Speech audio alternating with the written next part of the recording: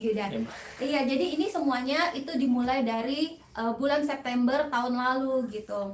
Jadi Tuhan tuh bangunin aku jam 2.42. Jadi sampai jam 3 malam Tuhan bangunin aku gitu. Terus aku suka dapat penglihatan. Nah, jadi penglihatan tuh kayak gini ya, teman-teman, Bapak atau Ibu yang penasaran. Itu tuh kayak kita tuh mimpi, bukan kita mimpi, kayak kita tuh sadar tapi kita tuh kayak mimpi gitu, kayak kita merem, atau mungkin ada juga orang yang buka mata tapi dia bisa dapat penglihatan gitu yang lain dari Tuhan gitu. Nah, kalau misalnya kasus yang aku dapatin ini, jadi bulan September yang lalu tuh aku lagi tidur, kan anak aku tuh kadang-kadang suka goyang-goyang gitu kan kalau tidur, Jesko itu yang paling kecil.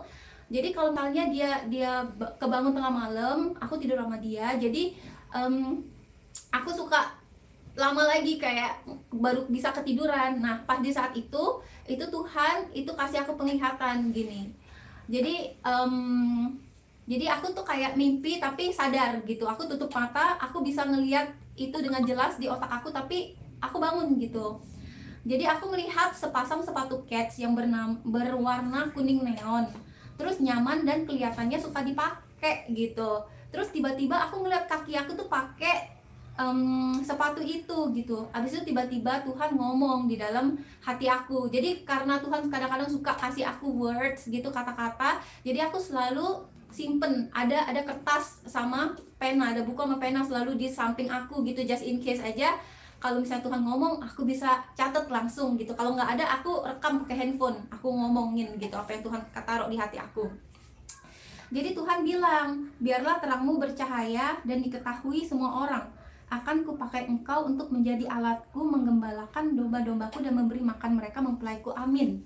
Gitu. Jadi aku tuh dan juga kita tuh bukan orang pelayanan gereja yang enggak, kita bukan jebolan gereja kayak iya, gitu. nah dan kita juga nggak pernah mengembalakan apa-apa gitu. Jadi kita tuh suka kalau ketemu temen-temen itu cerita tentang Tuhan gitu. Kesaksian sih, Kesaksian, hidup kita iya kayak kesaksian, gitu. tapi lebih cerita sih. Cerita sama kesaksian sama ya? Ya, cerita kesaksian tentang hidup kita bersama Tuhan, gimana Tuhan tuh kayak nyelamatin kita, buka pintu-pintu kita dalam hal misalnya nanti aku cerita juga kita dapat Iya. presiden di New Zealand segala macem, gimana semuanya lah, semua cerita-cerita Iya. kesaksian. Jadi kita tuh cuman gitu-gitu doang ya. Iya, Cuman orang gitu-gitu biasa doang ya, aja. saya cuman orang-orang biasa. Kita tuh rada-rada kayak, aku rada-rada surprise dan agak bingung gimana caranya gitu. Soalnya kan kita cuman orang kecil dan orang-orang biasa aja gitu. Iya, dan mungkin kalau untuk teman-teman yang tadi tahu kalau sepatu itu atau sendal, kalau di dalam Alkitab biasanya berbicara tentang penginjilan. Karena di Efesus 6 itu kan ada perlengkapan senjata Tuhan yang bilang kalau pakailah Kasut kerelaan memberitakan Injil. kasut itu sepatu ya, atau sendal. Jadi sepatu neon di sini tuh kayak kita tuh kayak ngomongin tentang pemberitaan Injil kayak gitu. Nah, Iya. terus kamu dapat apa lagi setelah itu? Terus bulan September juga nih, tanggal 21, Tuhan juga sama kayak bangunin aku pas aku habis doa tengah malam nih. Tuhan bilang, jangan bergerak atau melakukan suatu apapun karena aku Allahmu yang akan melakukan segalanya bagimu. Bagianmu hanya memuji, menyembah namaku yang kudus dan bersyukur, maka aku akan meluruskan jalanmu dan meratakan gunungmu. Aku Tuhan adalah satu-satunya yang patut disembah. Aku Tuhan, kau kasihi. Aku Tuhan, Bapa mulia kudus dan tidak bercacat. Aku Tuhan mulia, amin. Jangan mencari Allah lain, Allah yang pakai tanda huruf kecil. Jangan mencari Allah. Jadi aku dapat kata-kata itu ya teman-teman, Bapak dan Ibu. Abis itu aku mikir, ada apa nih? Kenapa Tuhan bilang Tuhan akan meluruskan jalanku dan meratakan gunungku gitu. Waktu itu sudah ada sih isu-isu tentang mandat untuk suntikan segala macam gitu, tapi aku tuh nggak ada kepikiran tentang hal itu gitu, karena aku pikir nggak bakal dijadiin mandat, dijadiin apa ya, kayak Optional, kayak rekomendasi. kalian boleh ambil, kalian juga boleh nggak ambil. Iya, kayak anjuran gitu. Bukan yang kayak kalau kamu nggak ambil, kamu nggak bisa kerja, kamu nggak bisa masuk ke Iya. Ya udah Jessica. Terus abis itu ya udah aku pikirnya positif aja, oh ini tentang finansial, ye gitu. Tuhan akan membuat kita sukses gitu ya, gitulah manusia ya, pikirannya mamun gitu, tapi itu enggak, Tuhan tuh enggak kayak gitu, enggak berkenan kita tuh memfokuskan diri kita tuh terhadap uang atau kesuksesan yang di mata manusia gitu, karena segala sesuatu yang manusia anggap kesuksesan, harta benda, rumah, emas bergelimpangan itu adalah sesuatu yang sia-sia. Jadi aku just waiting aja, nunggu aja tentang apa yang Tuhan perintah selanjutnya gitu. Habis itu ini bulan depannya Tuhan ngomong sama aku jam 4 malam nih, Tuhan bangunin. Engkau akan naik dan tidak turun, dan ketika engkau berkata-kata, engkau akan dikuasai oleh pedang rohku. Perkataanmu akan membawa kuasaku. Kuurapi lidah dan bibirmu untuk membawa perkataanku. Jangan lelah bekerja di ladangnya Tuhan. Kuasaku akan mencukupimu. Pergi ke tempat yang akan kukatakan dan sampaikan firmanku ke tujuan dengan aman. Itu saja yang kusuruhkan untuk engkau. Kuasaku melingkupimu, jangan takut, aku besertamu. Habis itu ada kata lidah api gitu. Jadi ini tuh udah ketiga kali ya Tuhan kasih aku pesan di waktu yang cukup dekat ini. Jadi aku tuh positif banget, itu tuh Tuhan tuh suruh aku jadi kesaksian gitu, dan bukan cuman aku aja, karena kita kan udah bersatu jadi satu daging kan, aku sama Henry gitu. Aku sama Henry tuh satu ya teman-teman, bapak dan ibu.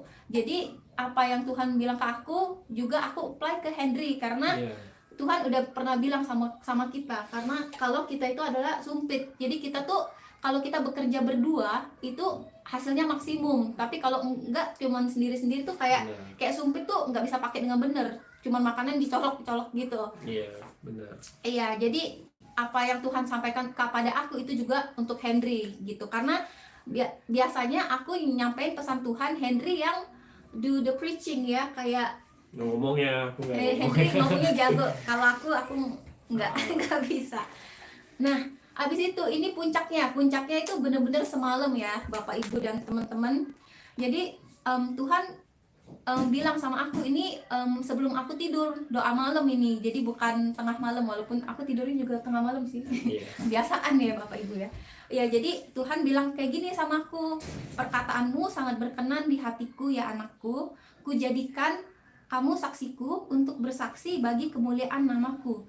Namaku disanjung tinggi oleh kesaksianmu. Bersaksi, mulailah bersaksi anakku, jadilah saksiku yang kudus. Lalu, Bapak Ibu dan teman-teman, Tuhan juga kasih nama buat channel ini. Sebelumnya kan namanya Keluarga Henry di New Zealand. Terus Tuhan kasih ganti jadi Kesaksian Kudus di Akhir Zaman. Ya, jadi aku udah ganti nama channelnya, nama YouTube kita Kesaksian Kudus di Akhir Zaman. Dan aku tuh udah dari kemarin udah ngomong sama Indah, bulan Februari kita harus cepat ini, kita harus beritain, kita harus sharing kayak gitu.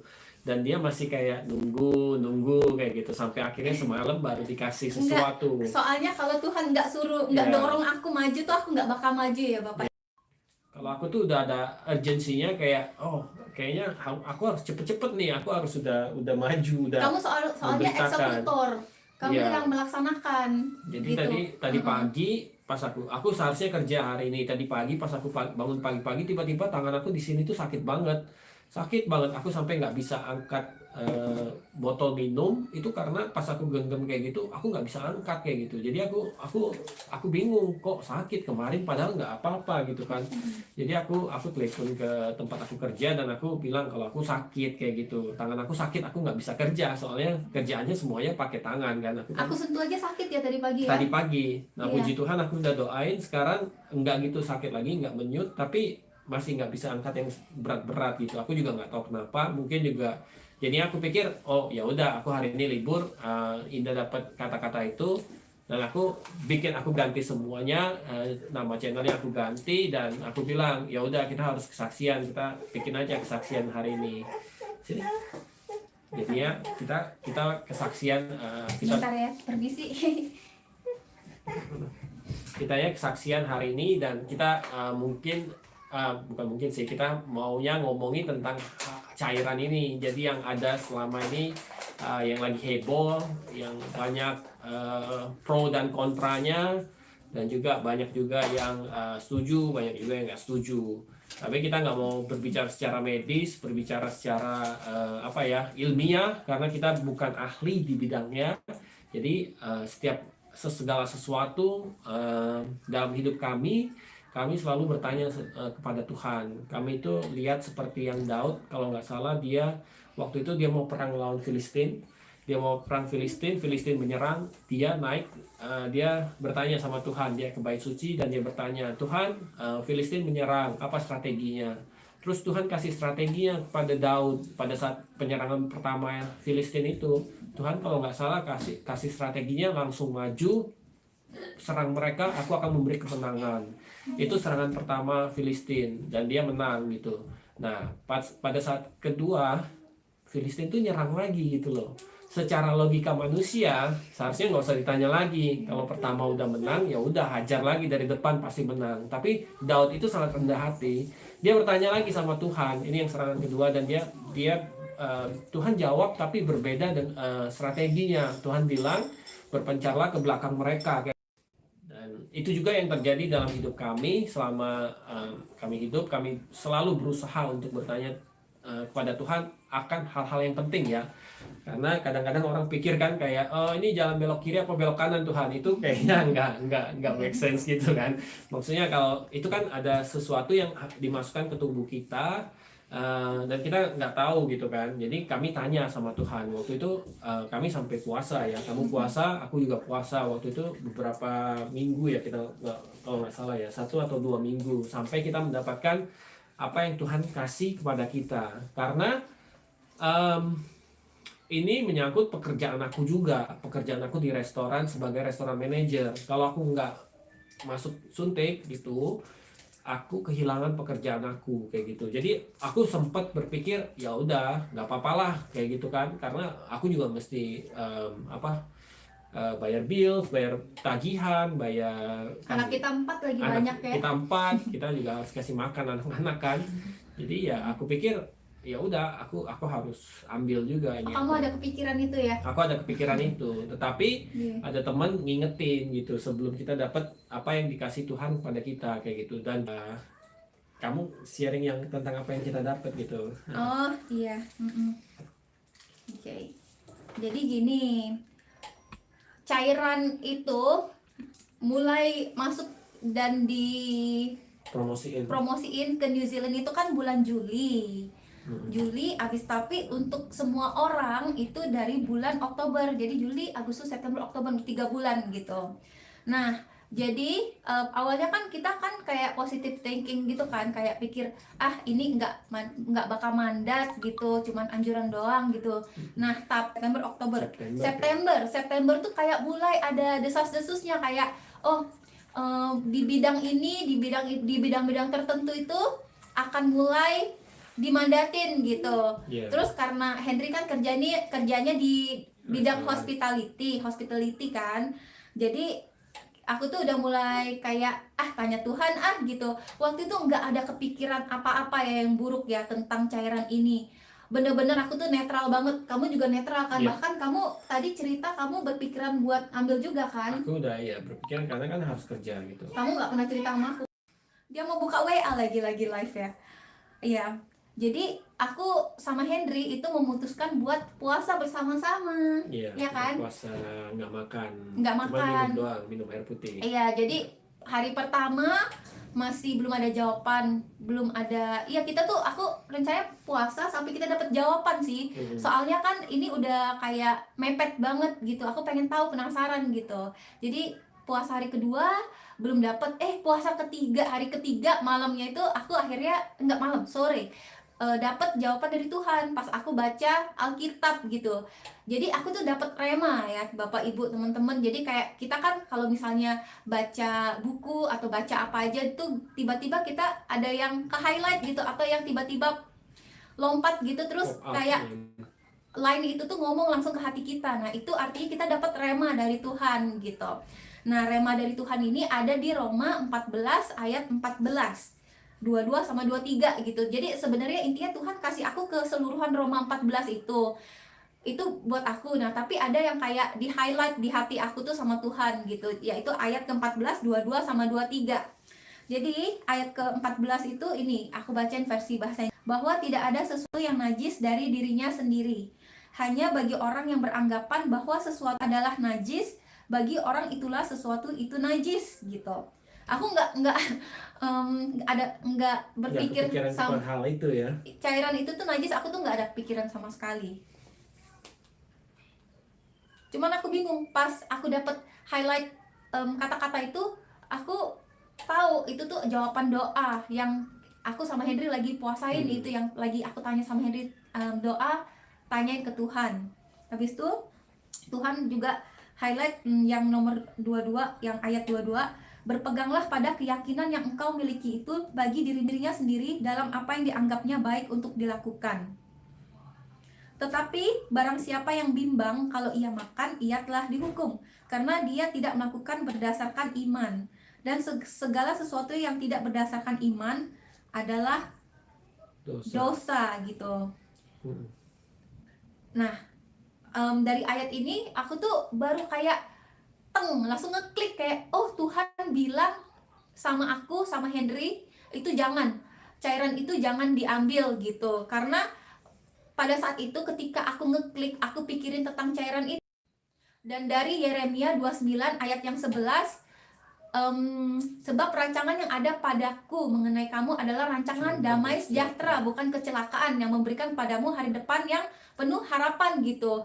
Jadi rancangan yang dari Tuhan dalam hidup kita itu mendatangkan damai sejahtera. Terus ketika aku membaca ayat ini di highlight sama Tuhan, aku langsung ngeklik mikirin tentang cairan itu. Aku nggak ngerasa damai sejahtera, itu aku tahu langsung, oh Tuhan tidak berkenan buat aku sama Henry untuk mengambil cairan itu.